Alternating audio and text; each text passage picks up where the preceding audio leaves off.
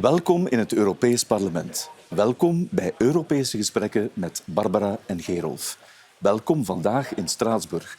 Toch wel een speciale locatie met vandaag een speciale gast. Niemand minder dan Ondřej Knotek. Mr. Knotek, good morning, hello. Welcome. So, yeah, you are a Czech politician and it's your second term in the European Parliament. Yep. You obtained a degree in chemistry.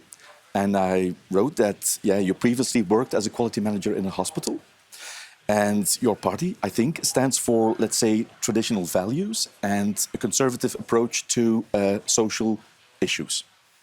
My first question, the elections. I think that's the most important question of the day, I think. A few weeks ago, there were parliamentary, let's say, elections in the Czech Republic.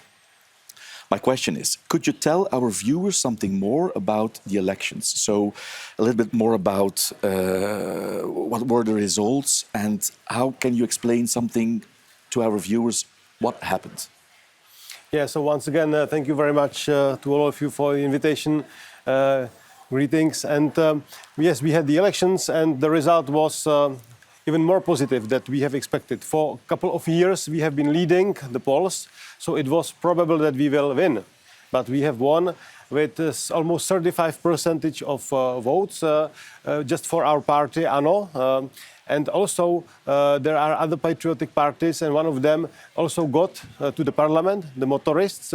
So in total, Czech citizens, like 41% of Czech citizens supported the Patriot for Europe. Which is great. And now we are negotiating on government, which will be on format of the patriots and the sovereignists of nations. So, which in certain way is a nightmare for the typical Vogue Brussels approach and Brussels Hydra. So this was a really good result. On the other side, there is a clear expectations. Between 2013 and 2021, we have already been in government, including having a prime minister. But last 4 years, we were in opposition. Okay. We were working hard. We had the shadow government. The shadow government was a weekly meeting, task, who is responsible, and so on. We put the program. We focused on economy. Green Deal was very important because the cost for citizens and businesses in Green Deal is really, really huge. We also discussed the migration. That was one of the topics. And our enemies, the current government, they were just scaring people. They were even saying that if we win, we will call to Mr. Putin to bring the tanks to Czech Republic. Unbelievable. And of course, the citizens are not stupid. Citizens are smart. And instead of focusing on economy, the ending government, which is consisting of 5 different parties, they would never be able to agree on anything in European Parliament. But the last 4 years, they were just there to be against us. So they were just promoting the so-called values, but no care about people, no care about healthcare, no interested in economy, no interested in energy, and so on and so on. So we are here. There is a lot of things to do, and we are ready. Okay. Mr. Knotek, something totally different. You are a rapporteur of on the Commission's proposal to strengthen the Green Deal, making it even, let's say, stricter than it already is before the year 2040. So my question is, I think, quite important position for you and for patriots. Can you elaborate for our viewers? Can you on this and share with them what is going on? Tell me. Yeah, you are right. Firstly, the role, the reporter. There are many legislative acts in the European Parliament, but always there is just one person that is fully responsible for the file, for the legislative act, and also acts within this file on behalf of the whole European Parliament. Then, of course, for every political group, there is also one so-called shadow reporter. But this main reporter is responsible for the team of shadow reporters. So you have a lot of responsibilities and also opportunities to do something. What's that proposal about? Yeah. The Brussels technocrats, because it's only the European Commission, the technocrats, who starts a legislation. They propose, in simple words, to speed up the Green Deal. Okay? To bring a new climate target.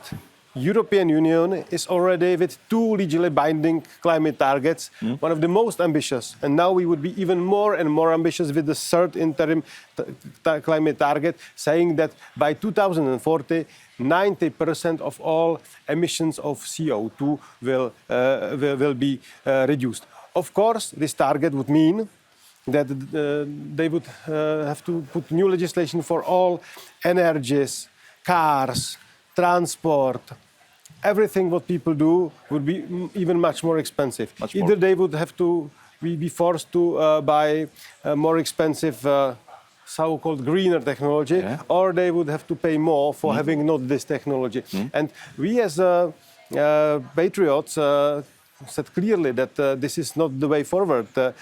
Already with, as I explained, the 2 climate goals that we have, we are not sure whether we will reach them. One of them is till 2030, and maybe it's better to wait till 2030, see whether we are at least able to fulfill current commitments, and then maybe consider something more, something speeding up. But no, the European technocrats, they must be ambitious on the first side. Only ambitions are important. So therefore we said, no, we reject this proposal. It means that the European Commission still has chance to come with a new proposal. Of course, we are now negotiating on having the possible majority for this proposal, to reject this Commission proposal. And of course, every citizen in every member state of the European Union can check how his elected members of European Parliament voted, whether they voted for faster Green Deal, higher prices, and isolating Europe in terms of global competitiveness, or for much more pragmatical approach that we together are putting forward. Yeah. Don't you think the Green Deal is outdated? Because the Green Deal was in the previous term, but now we have other circumstances. Like there's another geopolitical context. Then you have the high energy price already because they arose because you have the renewable energy. So you have a whole different context. Absolutely. I'm coming from a corporate world. So if there is a strategy and the circumstances change, you adapt the strategy. But here, the typical majority in Brussels, luckily, slowly decreasing majority patriots are growing in many countries, and they see Green Deal as a Bible. And it was not supposed to be a Bible. It was supposed to be growth economic strategy, reflecting different specificities of the regions, of different sectors. But no, this green, woke, progressive majority in Brussels, they used every so-called crisis, either energy crisis, COVID, or the war in Ukraine, as a reason to speed up Green Deal. And instead of being more pragmatic, they speed up. So the Green Deal has become completely religious and harming Europe. And you see that people don't want a Green Deal because election after election, you see that patriotic parties, parties who are very sceptic about the Green Deal, who are always winning the election. So the people don't want the Green Deal measures, but I think the bureaucrats are full of, I think, green ideologists there and don't want to change that. Yeah, absolutely. Exactly. And if you simply want to change the Green Deal, it's because you want to also do something for nature. The citizens, they want to live in a clean environment. Being against Green Deal doesn't mean that you are against sustainable development or things like that. But you want to have measures that are realistic. And I'm afraid that with this activistic Green Deal, we even decrease Europe's chance to react on the changes of climate correctly, because of course there are some climate changes. It has been there. These have been here even before the human. It's normal, but we must be able to somehow adapt ourselves. But if we focus just everything on being the fastest continent worldwide, reducing the emissions, our industry will be gone to places where they have not so strict rules, so the emissions will not so decrease. We will lose our economy, and this is what we want. This is what we want in Patriots. And just to correct the situation. The speeding up is perhaps because of the fact that what you mentioned, they feel that their power is shrinking, that the rebellion of the people in the ballot box is increasing, and that at the end, if they don't speed up, they will be too late for all their religious goals they have. Yeah, exactly. There are many politicians on the left side, especially, but also the liberals, that has invested so much and lied so much about the Green Deal because they promised to people, if you go this direction, you will become rich, you will become cleaner, and so on. But it's not the reality. We see what's going on in the United States. We see what's going on in India or in China. And just now, speeding up the Green Deal means the last chance for them to stay at the power, to grab the power. Otherwise, they would be gone. And of course, we are very proud as patriots that you guys, you Czech ANO party, came with us. Previously, you were in the Renew group, yes, which was, in my view, when I heard you talking, I always said, what are these guys doing over there? Are you, in the meantime, more happy now in Patriots than you were in the Renew? you know, Then you were in power. Guy was okay, but Gerolf is better. You know, that's the answer. No, Guy, you mean Verhofstadt? Of course. We historically entered the so-called ALDE, the liberals, which were Renew Europe political group last mandate, and it was because in the economical aspects, we as the ANO party, we are certainly economically liberal. We are not dogmatics. We are also, if you ask us whether we are left or right, we say no. It's a catch-all party. And our boss, Mr. Babiš, he created a company with 40,000 employees, and he started his politics saying, we want to manage state as a company. Yeah. Okay. Company means everything is functioning. Yeah, a bit Trump-wise. And it must work. People must communicate together. It must be effective. KPIs, indicators, and so on. And therefore, we in the beginning we liked the liberals, but very shortly we have found out that they are just activistic, and they are even becoming more and more activistic. Like when they were competing with Greens, who will be more green. I mean, this is not sustainable. No logic, and for us, after the elections in 2019, the European elections, it's well clear that we really want to do something that is not harming our future, because I have 2 children and I want my daughter to be free to decide what she wants to wear on her face or not. If you understand what I mean. No, we are very proud that, you, for instance, this rapporteurship for this 2040 deal, it's very rare for the Flemish viewers. We don't often have rapporteurs. No. So you're on this very important file. You became a rapporteur. So we're very proud of that, because it's rare for a patriot. Yeah, because we have the cordon sanitaire. We've always known the cordon sanitaire. But when I talked to your colleague, Mrs. Nagiova, about the cordon sanitaire, she said, we never knew it in the Czech Republic. And here in European Parliament, it was the first time that we were confronted with the so-called cordon sanitaire, which was very strange. The cordon sanitaire is just a fear. And okay, those left and progressive, they have their programs. It's a life insurance for their policy. But the fun is this middle party. I don't know what is in Fleming, the EPP party, if they did something like that. Yeah, but they are completely lost because they promised the central parties. They promised something what is very close to patriots, because we have the common sense. We want to correct the situation, but they grab the power together with the left and socialists, and they don't know what to do. Exactly what happens in Belgium. Yes. Yeah, exactly. Whether to deliver, and even with the cordon sanitaire, we are quite successful to break the cordon sanitaire. We don't need, as patriots, we don't need the functions. Vice president of the parliament, it's not important. Vice president of the committee. But we are in cordon when it comes to the functions, but when it comes to the content, we are more and more successful.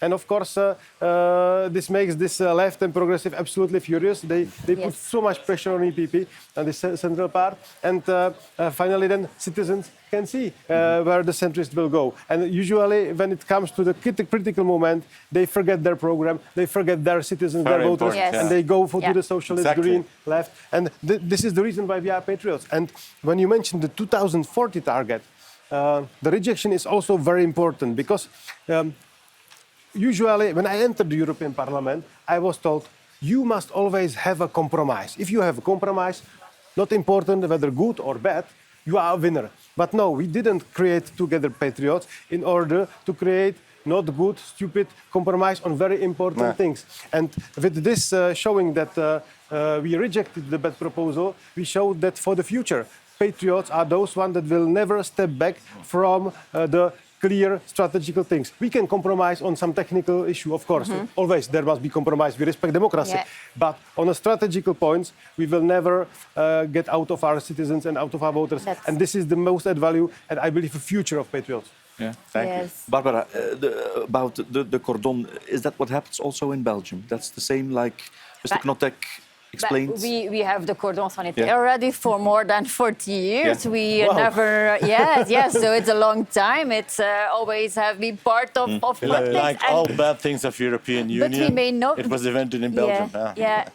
But we may never find this normal because it's not normal. And for some people, it's in Belgium. It has become normal, part of the game. But it's not normal that you exclude a lot of people from their views. It's incredible that it exists. I fully agree with you. I'm from business, from technical, and it's not a hospital, it was a chemical engineering, but it's not important. But I was 4 years a councillor on a small town, okay? And there was always a good proposal or bad proposal. And it was not at all important who is putting the proposal on the table. We had a very experienced councillor who was for the Communistic Party. And you know Czechoslovakia, Czech Republic, our experience with communism. Okay, but we have never said, okay, we vote against your proposal because you are a communist. It was a good proposal. For example, something on the athletic stadium in the town. How this is linked with communism or far right or far left or far green or far liberal? Not at all. And in general, in Czech Republic, our citizens hate if you vote against something because of the person or the party that is opposite. So they do not understand it. Because it's like we vote that you are looking for the best solution. And the best solution is not saying we don't talk with you. In Flanders, the people hate this also, and they know very well how it works. So they hate the fact that the others do this. They would. I have even in my career seen how they vote back the proposal that we did, and then they put on the table the exact same proposal and vote for it. In Belgium, the cordon sanitaire is madness, really madness. And this is what we see in the European Parliament. It is copy-pasted. I was as well a reporter in some budgetary control committee for one file, and I did really. It was quite technical file, so I did compromising that could fit too many of those, many political groups, and they tabled alternative compromising amendments. Basically, 99% same wording. Logic was 100% same, Welcome in and wording was 99%. That's so typical. And even the advisors of the responsible committee, who are not politicians, were saying like, "This is so unbelievable. This is so useless because it means cost, it means translation, and so on." And it was just to have it without the Patriots for Europe. We've got to fight. We found out rule that myself as a reporter, and this is not this climate law, I repeat, some budgetary control stuff, I could add my name. So what I did, I add my name to this alternative green left vote because of the content, and they were furious. And it showed how this parliament works. The responsible person in charge said it could be problematic, but you are right. It is in the rules of procedures. But then it escalated, not on political level, on administrative level. But of course, those are those big guys sitting here in this house for 20, 30 years. For them, if you are elected member of the parliament, it usually means, for some of them, I don't say for everyone, nothing, because they have met many generations of MEPs. Come and go. And basically, it was from up to down. If you do not remove your name, Mr. Reporter responsible on behalf of the institution, from this alternative green amendments, but with the content same as your amendments, we will do it instead of you. Oh my God. Okay, I will that's enough for me. Anyway, I'm sure that the content will win, which happened. Crazy. That's why we elected. And that's why we created Patriots, not to have these games for people. People just want to have their family, want to go to work, want to have some responsibility, want to have some free time, and let's say also politicians that represent them and not that go to this Brussels ivory tower and then become mad. Mr. Knotek, something totally different. October is Breast Cancer Day. So in 2020, I think you joined the special committee for cancer control. My question is, can you explain to our viewers a little bit more about that?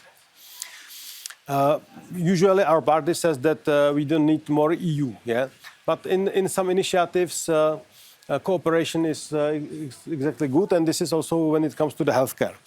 Because you have also rare diseases, for example, and there are 6,000 of rare diseases, and you cannot have 6,000 professors of medicine in one country. So cooperation is good, and of course cancer is very, very, very huge topic. And this strategy of beating the cancer, European Beating Cancer Plan, had the idea to, let's say, focus on all 4 basic fronts fighting this disease. And this is, first of all, prevention, but also early detection, then treatment, including, for example, cross-border, and also what happens with such difficult diseases if there is already end to come some palliative care and some distinguished and dignity way of treating patients in the last form of cancer. So this tool had the idea to help. Of course, health competence is in national competence, but this project can help bringing some European money to member states for cancer projects, and also help the member states to have. I would say, balanced and overall cancer plans on national level. So of course, the role of European Parliament was more like advisory, that, for example, some of specific group of citizens is not forgotten. I'm not a medical doctor, I'm a chemical engineer, but I work for the pharmaceutical company producing, for example, some medicines. So it was a nice group of mainly doctors, but also experts from other fields, and I think we did a text which was not political, but it was like only add value focused, which is correct in my eyes. Okay. At the end of each program, we have some dilemmas. Some dilemmas. So my first question. In your free time, there are spa treatments, I wrote, in Karlovy Vary, I think? Yeah, I'm coming from Karlovy Vary region. Spa. What do you prefer? So let's say a spa treatment, a visit to a museum, or let's say an evening Netflix on the sofa? As we are overkilled with work with my wife and we have 2 children, so often we have something like Netflix evening, with maybe a glass of something. You can enjoy that. But of course, we prefer sport. The fastest sport is running. You just take your running shoes and you go running. But I also try to play tennis. In winter, I'm snowboarding. In Czech Republic, we have something called mountains. In Belgium, not so much, but still you have some. And it's in the south of Czech Republic. South, north, it's like around. But frankly, we are driving to the Alps because Alps are, of course, higher. And when it comes to the culture, of course, visiting a museum is nice, but myself as I studied chemical engineering, so it's design and construction of chemical factories. So for me, visiting a chemical factory or just a factory, either operating or already closed, this is for me the museum. Even closed. Okay, last question. The city of Pilsen, if I pronounce it well, is very famous because, let's say, the word, Pils. But if you have to choose, what you choose, a Belgian beer or, let's say, a Czech beer? I spend a lot of time in Belgium. Usually 3 to 5 days a week. Every week I'm flying back home. So and in general I'm a beer guy. I like beer. So I must say, and of course I'm a patriot. We created Patriots. So what a patriot I would be if I would say that I like more the Belgian beer. But I am able to say, and hopefully I will then survive all the week, that Belgian beer is very often as excellent as the Czech beer. Yeah? But of course, if I would have to select, I would always select the Czech beers. We have in last year like boom of small breweries, and it's not just in the Pilsen, but this is the typical brand Pilsner Urquell, of course. Own Czech beer first. Still, it's a 50-50 Czech beer answer. first, Still, it's, but it's true that in the evenings in Brussels, time to time we go with friends or just some semi-working, we call it. So, of course, then we drink the Belgian beer. In general, the Belgian beer has more alcohol. Yeah. So of course, if you drink the same amount of Belgian beer than you drink in Czech Republic, the next day you must be very focused. Yeah. But of course, we are not teenagers anymore. Unless you drink the zero version without alcohol, which can also be very good. You have some very good beers in our country which contain almost no alcohol, like Sportsots.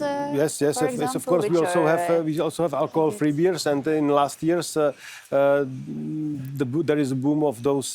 I would say alcohol-free beers with some flavor, like grapefruit or something like this, which is nice to have when it's hot summer, but not usually in winter. Not. Sounds awful. I prefer typical Pils beer. The real one. I'm not sure if I'm allowed to tell some brands from Belgium. I will better not. But of course, Belgian beer.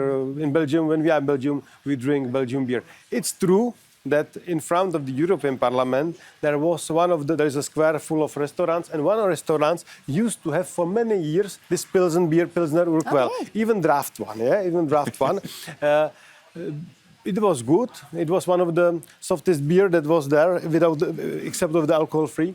But when we are in Brussels, we drink the Belgian beer. That's clear. Oké. Goed, dat was het voor vandaag. Ik hoop dat u ook vandaag weer heeft genoten van Europese Gesprekken met Barbara en Gerolf. Europese Gesprekken, vandaag vanuit Straatsburg. Graag tot de volgende.